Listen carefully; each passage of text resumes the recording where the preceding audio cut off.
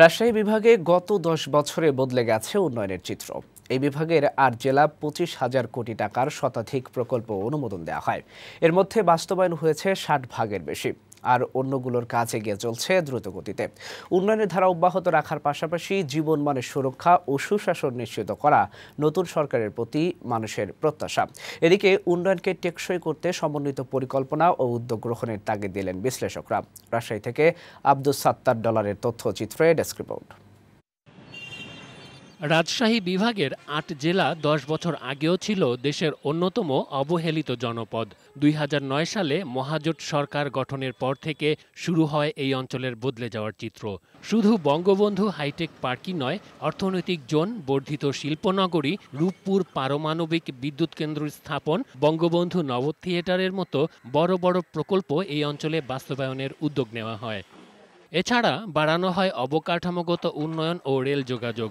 সব মিলে গত ১০ বছরে প্রায় ২৫,০০০ কোটি টাকার উন্নয়ন প্রকল্প হাতে নেওয়া হয়। এসব প্রকল্পের ৬০ ভাগের বেশি বাস্তবায়ন করা হয়েছে, আর অন্যগুলোর কাজও দ্রুত এগিয়ে চলছে বলে জানালেন প্রশাসনের এই কর্মকর্তা। উল্লেখযোগ্য যে প্রকল্পগুলি এই সরকারের আমলে বাস্তবায়ন হয়েছে, তার মধ্যে মাননীয় প্রধানমন্ত্রীর বিশেষ 10টি উদ্যোগ। এটি আপনারা জানেন যে গৃহহীনদের গৃহ দেওয়া, তারপরে সকল ঘরে ঘরে বিদ্যুৎ স্থাপন করা। টানা তৃতীয় মেয়াদে মহাজোট সরকার ক্ষমতায় আসার পর এই অঞ্চলের উন্নয়ন আরও ত্বরান্বিত হবে বলে আশা স্থানীয়দের। সেই সাথে জীবনমানের সুরক্ষা ও সুশাসন প্রতিষ্ঠা নিশ্চিত করার দাবিও জানান তারা। সরকারের যে সমস্ত উন্নয়নমূলক কার্যক্রম এ যাবৎকাল আমরা দৃশ্যত দেখছি, কিছু কিছু অদৃশ্য অবস্থায় আছে। এদিকে টেকসই উন্নয়নের জন্য সমন্বিত উদ্যোগ ও পরিকল্পনা গ্রহণের তাগিদ দিলেন এই অর্থনীতিবিদ। আমাদেরকে কাজ করতে হবে যে একই সঙ্গে শিক্ষা, একই সঙ্গে আমাদের প্রযুক্তি, একই সঙ্গে আমাদের যে যোগাযোগ অবস্থা, এগুলো আসলে সমন্বয় করে।